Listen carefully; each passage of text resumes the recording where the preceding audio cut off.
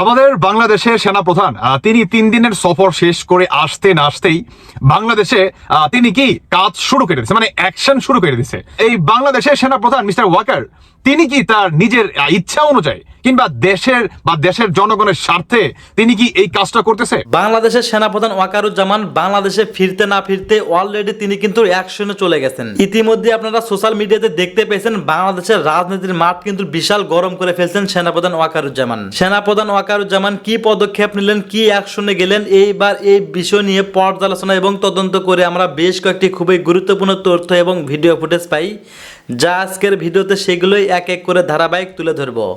যদিও আজকের ভিডিওটা কিছুটা লং হতে পারে, তবে আজকের ভিডিওতে জানতে পারবেন সেনাপ্রধান ওয়াকারুজ্জামান মূলত কি অ্যাকশনে গেছেন। চলুন ভিডিও তার বেশি কথা বাড়াবো না, সরাসরি আজকে আমরা মূল ভিডিওতে চলে যাব। বাংলাদেশের সেনাপ্রধান তিনি 3 দিনের সফর শেষ করে আসতে না আসতেই বাংলাদেশে তিনি কি কাজ শুরু করে দিয়েছে, মানে অ্যাকশন শুরু করে দিয়েছে। কিসের অ্যাকশন? বাংলাদেশের প্রকৃত যে একটা বাহিনী আছে, সেনাবাহিনী, যেটা নাকি বাংলাদেশের প্রতিটি মানুষের আস্থার জায়গা, ভরসার জায়গা, তারা বর্তমান কি কাজ শুরু করে দিছে। আচ্ছা, এই বাংলাদেশের সেনাপ্রধান মিস্টার ওয়াকার তিনি কি তার নিজের ইচ্ছা অনুযায়ী কিংবা দেশের জনগণের স্বার্থে তিনি কি এই কাজটা করতেছে? আসুন, তার আগে আপনাদেরকে আমি একটু পিছিয়ে নিয়ে যাই। 2 থেকে 3 দিন আগে আমি একটা ভিডিওতে বলছিলাম যে আমেরিকার পেন্টাগন থেকে মধ্যরাতে আপনার এই বাংলাদেশের সেনাপ্রধান মিস্টার ওয়াকারের কাছে একটা ফোন আসে যে আপনি যদি বাংলাদেশের ল অ্যান্ড অর্ডার ফিরিয়ে আনতে না পারেন, এবং হিজবুত তাহরিরি জামাত শিবির জঙ্গিবাদীর যারা নাকি বর্তমান বাংলাদেশে পুনরায় মাথাচাড়া দিয়ে উঠছে, যেই জঙ্গিবাদীদের নাকি আপনার আওয়ামী লীগ 16 বছর দমন করে কিংবা শক্ত হাতে এদেরকে থামিয়ে রাখছিল, কিংবা আপনি বা এই অন্তর্বর্তীকালের সরকারের, আমার কথাটা তাহলে সত্যি হয়ে গেল। কি কথা? আপনার তার আগে আমি বলি যে আমেরিকার পেন্টাগন থেকে মধ্যরাতে সেনাপ্রধানের কাছে একটা কল আসে যে আপনি যদি বাংলাদেশের সার্বভৌমত্ব এবং বাংলাদেশের যদি ল অ্যান্ড অর্ডার আপনি ফিরিয়ে না আনতে পারেন, তাহলে আমেরিকা থেকে কিংবা জাতিসংঘ থেকে আমরা সেনা পাঠাবো বাংলাদেশের রক্ষা করার জন্য।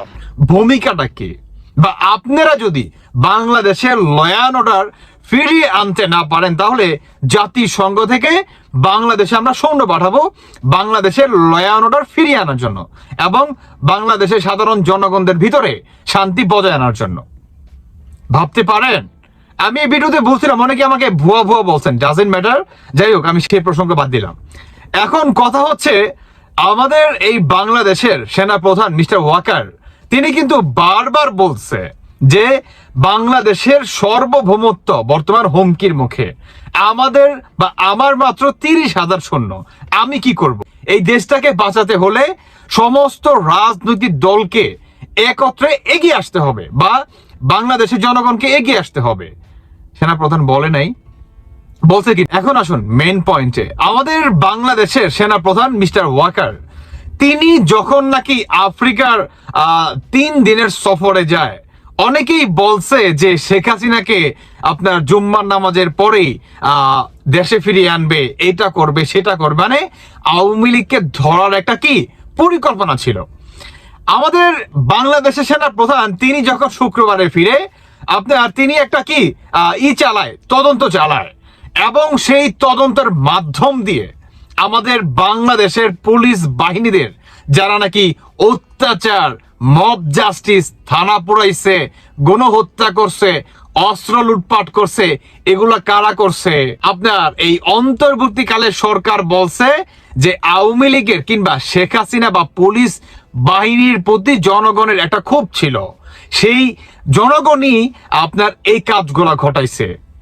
এই অন্তর্বর্তীকালে সরকার কিন্তু এই অস্ত্রগুলা উদ্ধার করার জন্য টোটালি ব্যর্থ হয়ে যায়। বিশেষ করে আমাদের বাংলাদেশের আইনমন্ত্রী আসিফ নজরুল, তিনি টোটালি ব্যর্থ হয়ে যায়, একদম ক থেকে চন্ডবিন্ড চান অব্দি। এখন আমাদের বাংলাদেশের সেনাপ্রধান মিস্টার ওয়াকার তাকে যখন আমেরিকার পেন্টাগন থেকে মধ্যরাতে ফোন দিয়ে এই ধরনের হুমকি দেয়, ঠিক সাথে সাথে কি কাজ, ওই যে একটা কথাই আছে না যে ঠেলার নাম বাবাজি, এই বাবাজিও বর্তমান ছেলেকে বাঁচানোর জন্য উঠে পড়ে লাগছে। কে ছেলে? আমরা হচ্ছে ছেলে, আর বাংলাদেশের সেনাপ্রধান হচ্ছে আমাদের বাপ মা, তাই তো ভাই? তারা তো দেশের বা আমাদের কি বলে জানে রক্ষা করে, দেশ রক্ষা করে। এখন আমাদের এই বাংলাদেশের সেনাপ্রধান মিস্টার ওয়াকার, তিনি যখন শুক্রবারে ফিরে আপনার একটা তদন্ত চালায় যে আওয়ামী লীগের কিংবা এই পুলিশ বাহিনীদের উপরে যারা নাকি অত্যাচার করছে, থানা লুটপাট করছে, এই অস্ত্রগুলা বা এত অঙ্কের অস্ত্র গেল কোথায়? যখন নাকি ভাই এই তদন্তটা চালায়, তখন বের হয়ে আসে যে সমস্ত অস্ত্র লুটপাট করছে হিজবুত তাহরির, জামাত শিবির এবং এই শিবির এর যে সভাপতি মেন, এর কক্ষে এতগুলো অস্ত্র পাওয়া যায়। ভাবতে পারেন? সার্জিস কিন্তু একটা কথা বলছিল যে এই কুঠা আন্দোলনে অন্যতম একজন মাস্টার মাইন্ড হচ্ছে এই ছাত্র শিবির। সত্য কখনোই লুকায় থাকে না। এক্স্যাক্টলি সার্জিস, আমি এই কথাটাই বলতে চাচ্ছি যে সত্য কখনোই লুকায় থাকে না, একদিন না একদিন সেটা প্রকাশ্যে আসতেই হবে। এটাই কি আপনার প্রকৃতির নিয়ম। সার্জিস আলম, আপনি বা আপনারা যারা নাকি জঙ্গিবাদী, বাংলাদেশে আপনারা একটা জঙ্গি হামলা করাইছেন এবং সাধারণ শিক্ষার্থীদের আপনারা মারাইছেন, আপনারা এদের জানের উপর দিয়ে আপনারা সরকার গঠিত করতেছেন, এবং বা এখন আমরা পরিষ্কার হয়ে গেলাম যে এই ছাত্ররা কিংবা এই সমন্বয়করা বা এই সমন্বয়কদের ভিতরে যারা নাকি মেন মাস্টার মাইন্ড, কথাগুলো একটু খেয়াল করে শুনবেন, যারা নাকি মেন মাস্টার মাইন্ড এবং এই ছাত্র শিবির, হিজবুত তাহরির, জামাত শিবির, জামাত, এরা যে কত বড় জঙ্গিবাদী এটাই কিন্তু প্রমাণ হয়ে যায়। আমাদের বাংলাদেশে কিংবা যে নাকি অস্ত্র বেচে তার যে গুদাম, মানে অস্ত্রের গুদাম, একটা অস্ত্রের গুদামেও ভাই এত অস্ত্র মনে করেন থাকে না যত অস্ত্র পাওয়া গেছে এই শিবিরের মনে করেন মেন যে সভাপতি আছে, সভাপতির মনে করেন কক্ষ করে। কল্পনা করা যায় এরা কত বড় জঙ্গি? হ্যাঁ, তাহলে আমেরিকা থেকে যেই বার্তাটা দেয় মধ্যরাতে, প্যান্টাগন থেকে যে ফোন আসে যে বাংলাদেশের ল অ্যান্ড অর্ডার আপনাকে দ্রুত ফিরিয়ে আনতে হবে, হিজবুত তাহরির, জামাত শিবির জঙ্গিবাদীদের আপনাকে কি এদেরকে শক্ত হাতে দমন করতে হবে। বাংলাদেশের পুলিশ বাহিনী কিংবা থানা লুটপাট যে বা যারা করছে এদেরকে বা এটাকে আপনি দ্রুত আকারে আইনের আওতায় আনতে হবে। কি বলছে না? বলছে কিনা? ওই যে বললাম ঠেলার নাম বাবাজি, এবং আমাদের এই বাংলাদেশের সেনা প্রধান তিনি কি দ্রুত আকারে অ্যাকশন শুরু করে দেয়। এই আপনার দেখবেন এই বর্তমান পিনাকি বা ইলিয়াস, এরা ইদানিং দেখবেন যে কথা বলে অনেক নিয়ম হয়ে কথা বলবে, দেখবেন এক একটা কথার মার পেঁচে এমন ভাবে ফালাবে আপনি অবাক হয়ে যাবেন। মানে মিথ্যার মিথ্যা মিথ্যা, মানে মিথ্যার মাস্টার মাইন্ড যাকে বলে। আর আমাদের বাংলাদেশের বর্তমান যত কটা মিডিয়া আছে, সমস্ত মিডিয়া এই অন্তর্বর্তীকালে সরকারের গোলাম হয়ে গেছে। এদের বিচারও বাংলার মাটিতে হবে। এখন আসুন, আমাদের বাংলাদেশের সার্বভৌমত্ব রক্ষা করার জন্য এখন সেনাবাহিনী বিশেষ একটা ভূমিকা আছে। অন্যদিকে আপনার এই কি বলে এই ডক্টর ইউনূস, তার অবস্থা বা তার সরকারের অবস্থা খুবই করুণ অবস্থা। কি করুণ অবস্থা! এখন এই অন্তর্বর্তীকালে সরকার আপনার কি বলে এই ইন্ডিয়ার সাথে ভালো একটা সুসম্পর্ক রাখার জন্য ব্যাকুল হয়ে গেছে। অনেকে আমাকে, যদি আমি এই প্রসঙ্গে কথা বলি, অনেকে আমাকে ইন্ডিয়ার দালাল বলেন। ডাজেন্ট ম্যাটার ভাই, আমি কারো দালালি করতেছি না। আমি আমার মাতৃভূমিকে ভালোবাসি, আমি আমার দেশকে ভালোবাসি। আমার দেশকে নিয়ে যদি ইন্ডিয়া কথা বলে, আমি ইন্ডিয়াকেও ছেড়ে কথা বলবো না। কিন্তু আপনাকে বা আমাদেরকে মনে রাখতে হবে, যারা নাকি আমরা স্বাধীনতায় বিশ্বাস করি। কোন স্বাধীনতা? ৭১ স্বাধীনতা। এই ৭১ স্বাধীনতা কিন্তু ইন্ডিয়ার ইন্দিরা গান্ধীর অশেষ বা অন্যতম একটা ভূমিকা ছিল। এটা কিন্তু মিথ্যা বা এটা কিন্তু অস্বীকার করার কোনো সুযোগ নাই। কাজেই ইন্ডিয়া হচ্ছে আমাদের বন্ধুত্বপূর্ণ একটা দেশ, আর এই বন্ধুত্বপূর্ণ দেশটাকে যারা নাকি শত্রু ভাবে তারা কি প্রতিনিয়ত হুমকি দমকি দিয়ে যাচ্ছে। এবং যারা নাকি পাকিস্তানি বীজ, পাকিস্তানি হানাদার বাহিনীরা, তারা কি ইন্ডিয়াকে প্রতিনিয়ত হুমকি দেয় বা ইন্ডিয়ার সাথে সম্পর্ক রাখার কি তারা কি টোটালি না, বা আপনার এই ধরনের একটা গুঞ্জন কিন্তু তারা ছড়ায় ভাই। আমি সেই প্রসঙ্গে কথা বলতেছি না। এখন কথা হচ্ছে, আমি আপনাদেরকে আরো একটা কথা বলি। এই রমজান মাসেও আপনারা দেখতে পারবেন ইনশাল্লাহ বাংলাদেশে অশেষ বা অন্য রকম একটা পরিবর্তন আসতে যাচ্ছে। ইনশাল্লাহ আপনারা দেখতে পারবেন যে জয় বাংলা, দেখবেন ওই যে 1971 সালে যখন পাক বাহিনীদের জয় বাংলা স্লোগান দিয়ে যেভাবে এদেরকে বিতাড়িত করছে, হ্যাঁ, নিরীহ কুত্তার মতো, দেখবেন ইনশাআল্লাহ রমজান মাসের ভিতরেই কাজ শুরু বা স্বয়ং সম্পন্ন হয়ে যাবে। বর্তমান আমাদের বাংলাদেশের পুলিশ বাহিনী, সেনাবাহিনী তারা কি আগের ভূমিকায় বর্তমান ফিরে আসছে। অন্যদিকে এই অন্তর্বর্তীকালীন সরকারের শুরু কি নরম বা আপনার মোমের মতো গলে গলে মনে করেন তুলমুলো হয়ে মনে করেন পড়া শুরু করছে। অন্যদিকে এই সমন্বয়ক বা উপদেষ্টারা এদেরও পতন আপনার ঘনিয়ে আসছে। ইনশাল্লাহ দেখতে পারবেন বাংলাদেশে এই জঙ্গিবাদীদের অতি দ্রুত দেশ থেকে বিতাড়িত করতে আমরা সক্ষম হবই হব ইনশাল্লাহ।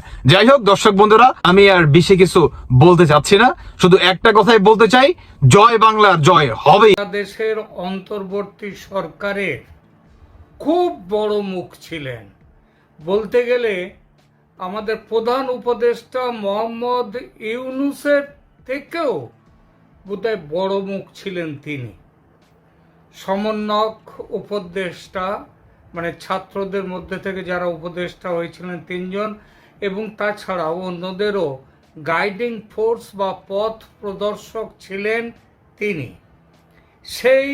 সেই মানুষটি হলেন আইন উপদেষ্টা আসিফ নজরুল। এই আসিফ নজরুল কেন হঠাৎ গায়েব হয়ে গেলেন, এটাকে আপনি কখনো ভেবেছেন? সংবাদ শিরোনামে থাকার কথা ছেড়ে দিন, তিনি তো এখন সংবাদেই নেই। হঠাৎ কি এমন হয়ে গেল যে তিনি আড়ালে চলে গেলেন, বা আড়ালে চলে যেতে বাধ্য হলেন, চলে গেলেন না যেতে বাধ্য হলেন সেটা অন্য প্রশ্ন, সেটা তিনিই বলতে পারবেন। তিনি ছাড়া আরও 2 উপদেষ্টা যারা সরকারের উপদেষ্টা হিসেবে আলো করে রাখতেন সব সময় এই সরকারের অন্দরমহল ও বাইরের মহল দুটোকেই, তারাও দেখা যাচ্ছে কিছুদিন ধরে যেন একেবারে গায়েব। কারণ ছাড়া কাজ হয় না, সুতরাং এখানে অবশ্যই কারণ কিছু আছে। তবে এই প্রসঙ্গে একটা জিনিস খেয়াল করতে হয়, সেটা হলো এরা সরকারি কাজ করছেন কি না বর্তমানে সেটা বোঝাই যাচ্ছে না। আগের মতো দপ্তরের কাজ করলে মিডিয়া ক্যামেরা বুম নিয়ে তাদের পেছনে ছুটতো, এতে কোনো সন্দেহ নেই। তাহলে কি এরা বর্তমানে কোনো কাজ করছেন না? কাজ না করলে তাদের দপ্তরগুলো চলছে কি করে? নাকি কাজ করছেন কিন্তু খবরে আসছেন না? কেন আসছেন না? তাদের সংবাদ কভার করার ব্যাপারে কি সরকার থেকে কোনো অলিখিত নিষেধাজ্ঞা জারি হয়েছে মিডিয়ার ওপরে? হয়ে থাকলে সেই নিষেধাজ্ঞা কেন জারি? 3 জন উপদেষ্টার ব্যাপারে বাজারে অন্য রকম খবর রটেছে। হয়তো এর বাইরেও অন্য 2-1 জন উপদেষ্টা আরও থাকতে পারেন। এখনো পর্যন্ত একজনের নাম করেছি আপনাদের সামনে, তিনি হচ্ছেন আসিফ নজরুল। তার কথা প্রথমে বলি। ইউনূস সরকারের আইন উপদেষ্টা হওয়ার পর আসিফ নজরুল একের পর এক বোমা পাঠিয়েছেন। কখনো ভারতের বিরুদ্ধে জনমত উস্কে দিতে বলেছেন 36 লক্ষ ভারতীয় বাংলাদেশে চাকরি করছে এবং তাদের দেশে ফেরত পাঠালে এই চাকরিগুলো দেশের বেকার ছেলে মেয়েরা পাবে। কখনো আইন মন্ত্রকের দায়িত্ব নিয়ে একের পর এক সন্ত্রাসীর বিরুদ্ধে মামলা প্রত্যাহার করে জেল মুক্তির ব্যবস্থা করছেন এবং করেছেন। আর এসব করে মৌলবাদী সন্ত্রাসী গোষ্ঠীগুলোর তিনি চোখের মণি হয়ে উঠেছিলেন। এছাড়া ইন্টারন্যাশনাল ক্রাইম ট্রাইব্যুনালের অধিকার সম্প্রসারিত করে সেই 71-এর যুদ্ধ অপরাধীদের বাইরে আবার শেখ হাসিনার এই সময়কে জুড়ে দিয়ে তিনি শেখ হাসিনা অন্যান্য আওয়ামী লীগ নেতাদের বিচারের ব্যবস্থা জোরদার করেছেন। শেখ হাসিনার বিরুদ্ধে ইন্টারপোলে গিয়েছেন, রেড কর্নার নোটিশ জারি করিয়েছেন, তাকে চেয়ে চেয়ে ভারতের কাছে চাইছেন বারবার। এমনকি সুইজারল্যান্ডে ইন্টারন্যাশনাল কোর্ট অফ জাস্টিসে মামলার তদারকি করতে গিয়ে আওয়ামী লীগের সমর্থকদের হাতে হেনস্থার শিকার হয়েছেন। এত সব করার পরও তার বিরুদ্ধে ভয়ঙ্কর অভিযোগ উঠেছে সরকারের একেবারে ভেতর থেকে। সে অভিযোগটা কি? অভিযোগ হলো তিনি ভারতীয় গোয়েন্দা সংস্থা RAW বা রিসার্চ অ্যান্ড অ্যানালিসিস উইং তার চর এবং ষড়যন্ত্র করে অন্তর্বর্তী সরকারের পতন ঘটিয়ে শেখ হাসিনার সরকারকে পুনরায় ক্ষমতাসীন করার চক্রান্তে তিনি জড়িত। এই অভিযোগ উঠেছে তার বিরুদ্ধে। হাসিনার বিরুদ্ধে ব্যবস্থা নেওয়াটা, এই অভিযোগ উঠেছে যে হাসিনার বিরুদ্ধে তিনি যে ব্যবস্থা নেয়ার ভাব দেখাচ্ছেন, এটা আসলে মানুষের চোখে ধুলো দেয়া, যেন অনেক কিছু করছেন এমন একটা ভাব। এবং সন্ত্রাসীদের জেল থেকে মুক্ত করে তিনি কি করছেন? আসলে এই সরকারের ভাবমূর্তিটাকে খারাপ করে দিচ্ছেন, যাতে মানুষ এই সরকারের বিরুদ্ধে আর একটা বড় হাতিয়ার পায়। কিন্তু সবচেয়ে ভয়ঙ্কর আরোপ এই যে ইউনূস সরকারের পতন ঘটাতে তিনি সেনাবাহিনীর কিছু বড় অফিসারদের সঙ্গে নিয়ে চক্রান্ত করছেন। কে কে করছেন চক্রান্ত? আসিফ নজরুল, তার বিরুদ্ধে ওঠা অভিযোগ। এইসব চলার মধ্যে আসিফ নজরুল তার ফেসবুক অ্যাকাউন্টে একটি পোস্ট শেয়ার করেছিলেন গত ডিসেম্বরে। সেই পোস্টে তিনি বলেছেন দেশের মধ্যে পারস্পরিক হানাহানি ও আইন শৃঙ্খলার চূড়ান্ত অবনতি বিষয়ে তার নিজের আতঙ্কের কথা জানান তিনি। পোস্টে আসিফ নজরুল লিখেছিলেন, আওয়ামী আমলে লীগের সাথে অন্য যে কোনো দল বা পক্ষের মারামারি লাগলে সেখানে পুলিশ প্রশাসন নির্লজ্জভাবে লীগের পক্ষে থাকত, ফলে খুব দ্রুত অপরপক্ষ রণে ভঙ্গ দিত। কিন্তু বর্তমানে পুলিশ প্রশাসন বিভক্ত। খেয়াল করবেন কথাটা, বর্তমানে পুলিশ প্রশাসন বিভক্ত। কোনো রাজনৈতিক দলের একক দৌরাত্ম্য নেই, অর্থাৎ সব রাজনৈতিক দলই এখন দৌরাত্ম্য করছে এবং আপাতত সেটা করছে। আর ডেডিকেটেড মারমুখী কর্মী সংখ্যা সব দলেরই প্রায় সমপরিমাণ। সব মিলিয়ে ছাত্রদল আর ছাত্র শিবির, ছাত্রদল মানে বিএনপি, ছাত্র শিবির মানে জামাত, এই দুই যদি এই মুহূর্তে মুখোমুখি হয়, নিশ্চিতভাবে বলা যায় কোনো পক্ষই সহজে পেছাবে না। উভয়ই নিজের অস্তিত্বের লড়াই জ্ঞান করে মারামারি করবে। হয়তো ছাত্র রাজনীতির ইতিহাসে স্মরণকালের সর্বোচ্চ হতাহত ও লাশ দেখতে হবে এবার। কবে লিখছেন কথাটা? এই গত ডিসেম্বরে। অর্থাৎ জুলাই আগস্টের যে ছাত্র রাজনীতির কিংবা তার ইতিহাসের যে হতাহত হয়েছে তাকে ছাড়িয়ে যাবে এবার। মানে এখন সেগুলো ছাড়িয়ে যাওয়ার সময় শুরু হয়ে গেছে। অত্যন্ত, তিনি লিখছেন, অত্যন্ত ফ্রাস্ট্রেটিং লাগে এসব দেখে। ভয় জিনিসটি আমি কখনো ফিল করিনি কোনো ব্যাপারে। জেদের কারণে নাকি আমার মাথার সমস্যা জানি না, যে কোনো হুমকিকে চ্যালেঞ্জ হিসেবে নিয়েছি সব সময়। কিন্তু নিজের ভাইদের যখন দেখি একে অন্যের রক্তের নেশায় মাতে, তখন সত্যিকারের ভয় লাগে, আতঙ্ক লাগে, সবচেয়ে বেশি হতাশ লাগে। এই কথার সঙ্গে সেনাপ্রধান ওয়াকারুজ্জামান এই কয়েকদিন মাত্র আগে যে কথাগুলো বলেছেন পারস্পরিক হানাহানি নিয়ে, যে উদ্বেগ জানিয়েছেন তার সঙ্গে খুব মিল আছে না? আমার তো মনে হয় আছে, আপনাদেরও সেটাই মনে হবে। কিন্তু মনে রাখতে হবে, আসিফ নজরুল এইসব বলেছেন, সেনাপ্রধান এই কদিন আগে যে কথা বলেছেন তার থেকে বেশ কিছুদিন আগে, গত ডিসেম্বরে। বলবাহুল্য এই কথা হজম হয়নি ছাত্রনেতা ও তাদের মুরব্বীদের এবং ইউনূস সাহেবের। ফলে যথা নিয়মে তীব্র অসন্তোষ তৈরি হয়েছে সরকারের অভ্যন্তরে। সোশ্যাল মিডিয়ায় তীব্র ভাষায় সমালোচনা শুরু হয়েছে আসিফ নজরুলকে নিয়ে। একজন তার ফেসবুকে একটা লম্বা লেখা লিখেছেন আসিফ নজরুলের বিষয়ে। তিনি তার সেই লেখাটা পড়ছি, তাহলে বোঝা যাবে যে দেশের অভ্যন্তরে সেখানে এই যে ছাত্র নেতৃত্ব এবং যারা এই জুলাই আগস্টের নেতৃত্বে যারা ছিলেন তাদের মনোভাবটা।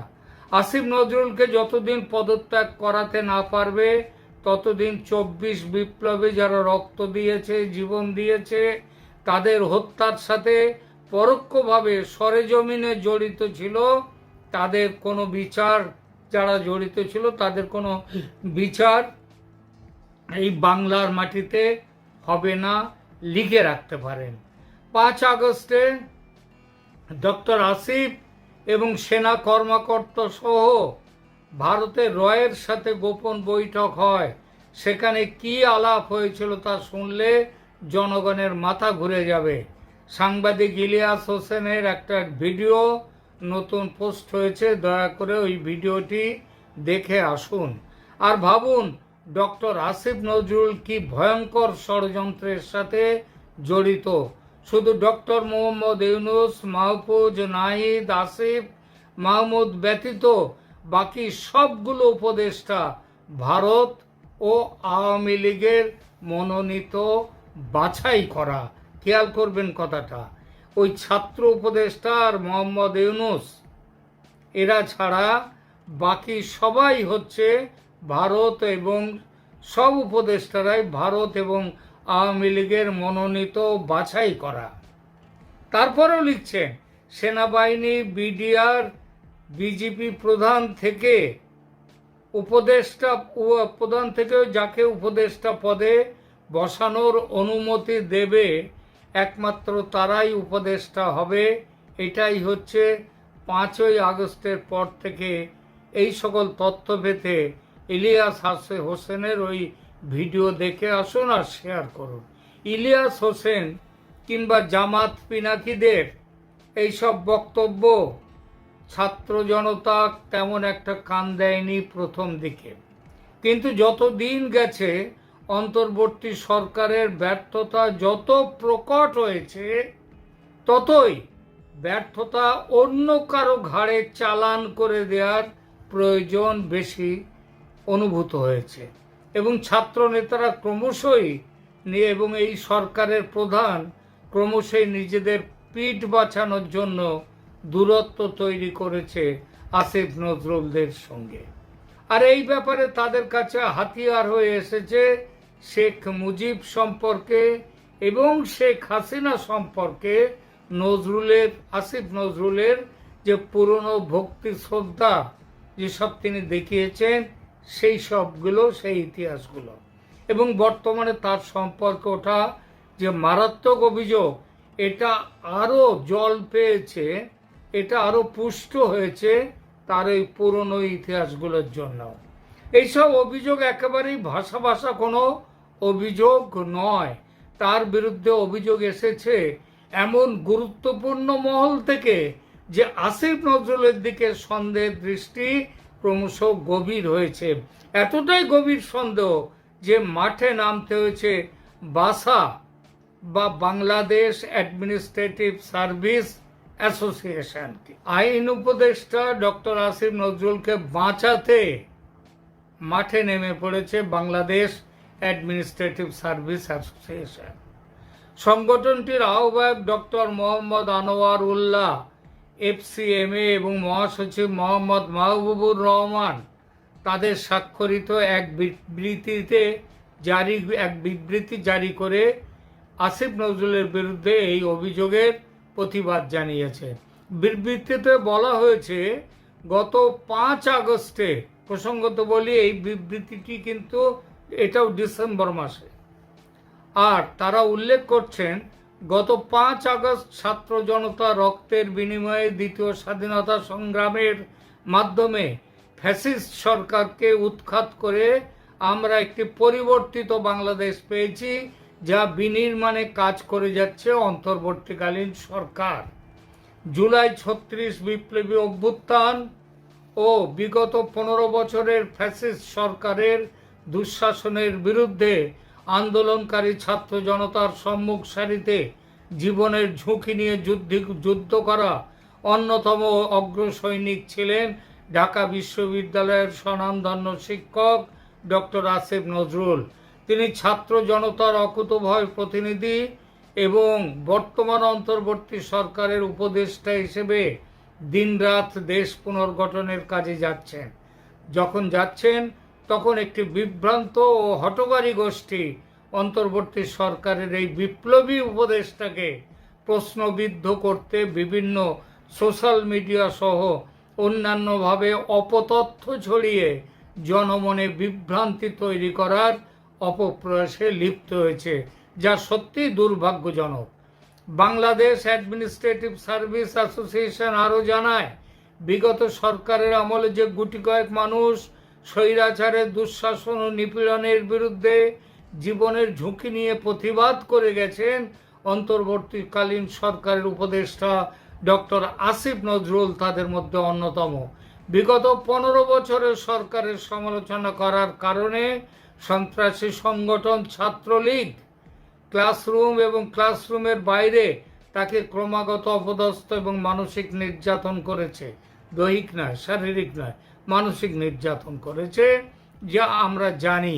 প্রগতিশীল চিন্তা চেতনার অধিকারী, সত্যভাষী ও নীতিতে অবিচল থেকে তিনি নিপীড়িত এবং গণমানুষের পক্ষে নিরপেক্ষ থেকে সব সময় নৈতিক অবস্থান নিয়ে কথা বলে গেছেন। গত জুলাই 24-এর মাঝামাঝিতে যখন স্বৈরাচারী সরকারের ও প্ররোচনায় নির্বিচার গণহত্যা শুরু হয়েছে, তখন ঢাকা বিশ্ববিদ্যালয়ের অল্প কিছু শিক্ষক সর্বপ্রথম শিক্ষার্থীদের পক্ষে রাজপথে নেমে এসেছিলেন। তাদের মধ্যে অন্যতম ভূমিকা পালন করেন ডক্টর আসিফ নজরুল। স্বৈরাচারের আজ্ঞাবাহী পুলিশ যখন অন্যায়ভাবে ক্যাম্পাস থেকে ছাত্রদের আটক করে থানায় আটকে রেখেছিল, তখন তিনি সহ ঢাকা বিশ্ববিদ্যালয়ের বিবেকবান শিক্ষকরা ছাত্রছাত্রীদের থানা থেকে ছাড়িয়ে আনেন। পরে 3রা আগস্ট পুরো দেশ অগ্নিগর্ভ যখন রাজপথের প্রতিটি পদক্ষেপ মৃত্যুর সঙ্গে সন্ধির অপেক্ষায় ছিল, তখন আমাদের বিপ্লবী ছাত্র জনতার সঙ্গে যে রাজপথে সামনের সারিতে নেতৃত্ব দিয়েছেন ডক্টর আসিফ নজরুল, সেটিও আমাদের অজানা নয়। সংগঠনটি আরও জানিয়েছে যে কোনো তথ্য প্রমাণ ও নির্ভরযোগ্য সূত্র ছাড়াই 3রা এবং 4ঠা আগস্ট ডক্টর আসিফ নজরুলের ক্যান্টনমেন্টে যাওয়া, অবস্থান করা এবং প্রতিবেশী দেশের আজ্ঞাবাহীদের নিয়ে সরকার গঠনের চক্রান্ত করার যে অভিযোগ একটি মহল তুলেছে, তা সম্পূর্ণ উদ্দেশ্য প্রণোদিত এবং অন্তর্বর্তীকালীন সরকারকে বেকায়দায় ফেলার একটি চক্রান্ত বলে আমরা মনে করি। উপদেষ্টা ডক্টর আসিফ নজরুলকে 7 নভেম্বর জেনেভায় বিমানবন্দরে স্বৈরাচারের সমর্থক কিছু দুষ্কৃতিকারী হেনস্থা করা এবং পরবর্তীতে ধারাবাহিকভাবে তার নামে ভিত্তিহীন তথ্য ছড়ানো এই চক্রান্তেরই অংশ বলে প্রতীয়মান হয়।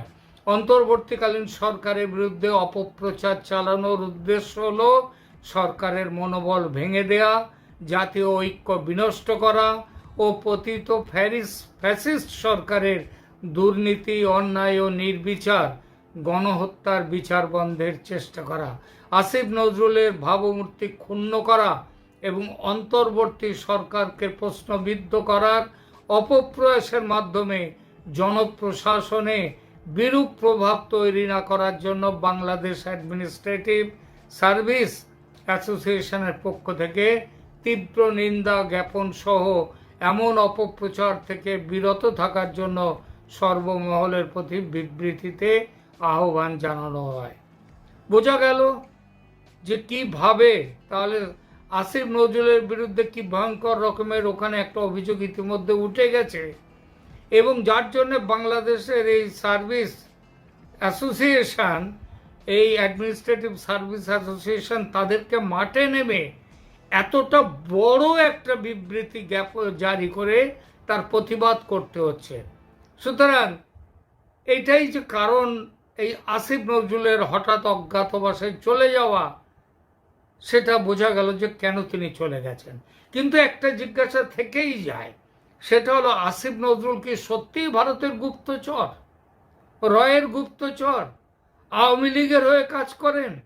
এর উত্তর আমার জানা নেই, কিন্তু এটা বলতে পারি যদি তিনি সেটা হন তাহলে সেটা হওয়াটা কিন্তু অসম্ভব নয়। বাংলাদেশে রয়ের এজেন্ট বা চর নেই, এটা কেউ হাতে গীতা বা কোরআন নিয়ে শপথ করে বললেও আমি বিশ্বাস করব না। গুপ্তচরদের অত্যাশ্চর্য অবিশ্বাস্য কাহিনী এত শুনেছি ও পড়েছি যে এটা হওয়া একেবারেই অসম্ভব নয়, বরং খুবই সম্ভব। কিন্তু যেটা অদ্ভুত লাগছে সেটা হলো আসিফ নজরুল সম্পর্কে এত গুরুতর অভিযোগ ওঠার পরেও কেন তাকে উপদেষ্টা পরিষদ থেকে তাড়ানো হচ্ছে না বা তাড়ানো যাচ্ছে না। কেন? আমার দৃঢ় বিশ্বাস তাড়ানো এজন্যই যাচ্ছে না কারণ তাহলে ঠক বাঁচতে গা উজাড় হয়ে যাবে। ওই যে একটা জায়গায় বলেছে না একজন যে ছাত্র উপদেষ্টারা আর মোহাম্মদ ইউনূস ছাড়া বাকি সবাই আওয়ামী লীগের লোক, বাকি সবাই ভারতের লোক, ওই যে একটা কথা বলেছে না, সেইটাই ভাবতে হবে। সেই জন্যই ঠক বাঁচতে যাতে গা উজাড় না হয়, হ্যাঁ, সে কিংবা লোম বাঁচতে যাতে পুরো কম্বলটাই না খালি হয়ে যায়, এটা হচ্ছে সেই এক চেষ্টা। তাহলে কি এটা বলা যায় অন্তর্বর্তী সরকারের প্রধান হচ্ছেন মোহাম্মদ ইউনূস, কিন্তু সরকারে বসে আছে যারা, তারা শেখ হাসিনার লোকজন, কেবল একটু ঘাপটি মেরে বসে আছে এখন। তাই যদি হয় তাহলে শেখ হাসিনার ফিরে আসা ও ক্ষমতা হাতে নেয়া পুরো অ্যাডমিনিস্ট্রেশন, পুরো মেশিনারি শেখ হাসিনার পক্ষে থাকবে। তিনি এলেই দেখা যাবে ক্ষমতায় বসে গেছেন, কোথাও কোনো প্রতিবাদ নেই, প্রতিরোধ নেই। আসিফ নজরুল ছাড়া আরো দুজন উপদেষ্টার নাম করিনি, কিন্তু তাদের কথা বলেছি শুরুতে। আজকে ভেবেছিলাম আসিফ নজরুল সম্পর্কে সাথে তাদের সম্পর্কেও কিছু বলবো, কিন্তু সময় এতটাই চলে গিয়েছে যে আজকে তাদের সম্পর্কে বলতে পারছি না। শুধু নাম দুটো জানিয়ে যাচ্ছি, একজন হচ্ছেন রিজওয়ানা হাসান এবং অন্যজন সাখাওয়াত হোসেন। এরা দুজনেই এই সরকারের উপদেষ্টা। আজ নয়, এদের সম্পর্কে কি অভিযোগ। ধন্যবাদ প্রিয় দর্শকবৃন্দ, আমাদের ফুল ভিডিওটি দেখার জন্য আপনাকে জানাই অসংখ্য অসংখ্য ধন্যবাদ। তো বন্ধুরা, আপনারা কিন্তু ইতিমধ্যে বুঝতে পারছেন আমাদের ভিডিও দেখে সেনাবাহিনী কিন্তু এবার কঠিন অ্যাকশনে চলে গেছেন, যা আপনারা ইতিমধ্যে বুঝতে পারছেন। বিশেষ করে আমাদের এই ভিডিওর আজকে যে কথাবার্তা শুনতে পেয়েছেন, বিশেষ করে আপনারা তুষার ভাইয়ের কথা শুনে কিন্তু আপনারা ক্লিয়ার বুঝতে পারছেন আজকের ভিডিওটা কতটা গুরুত্বপূর্ণ ছিল। সেই সাথে আজকের ভিডিওটি নিয়ে আপনাদের কি মন্তব্য অবশ্যই কমেন্ট বক্সে কমেন্ট করতে ভুলবেন না। আর হ্যাঁ, এই ভিডিওটি নিয়ে যদি আপনাদের মনের মাঝে বা সেনাপ্রধান ওয়াকারুজ্জামানকে নিয়ে যদি কোনো প্রশ্ন থাকে অবশ্যই কমেন্ট বক্সে কমেন্ট করবেন। আমরা পরবর্তী ভিডিওর মাধ্যমে সেই কমেন্টের রিপ্লাই দেওয়ার চেষ্টা করব। যাই হোক বন্ধুরা, এমন নিত্য নতুন আপডেট খবর সবার আগে পেতে চাইলে এখনই আমাদের এই পিচ্চি সাকিব ইউটিউব চ্যানেলটি সাবস্ক্রাইব করুন। তার থেকে বড় কথা এবং সুখবর হচ্ছে গাইস, আজকের পর থেকে আমাদের প্রতিদিনের আপডেট খবরটা প্রতিনিয়ত পাবেন। প্রতি 10 মিনিটের আপডেট খবর আপনারা 10 মিনিটে পাবেন। যদিও আমাদের চ্যানেলে বেশ কয়েকজন লোক রাখা হয়েছে, বিশেষ করে এখন আপনারা প্রতি মুহূর্তের আপডেট প্রতি সময় আপনারা পেয়ে যাবেন। বিশেষ করে 10 মিনিটের আগের ঘটনা আপনারা 10 মিনিটের মধ্যে কভার পাবেন। এটা হচ্ছে আপনাদের জন্য সব থেকে বড় একটা নিউজ ছিল। দয়া করে আপনারা আমাদের ভিডিওটি সম্পূর্ণ দেখবেন এবং যত নিউজ আছে বাংলাদেশের সমস্ত নিউজ এখন আমরা নিজে থেকে প্রচার করার চেষ্টা করতেছি। ধন্যবাদ।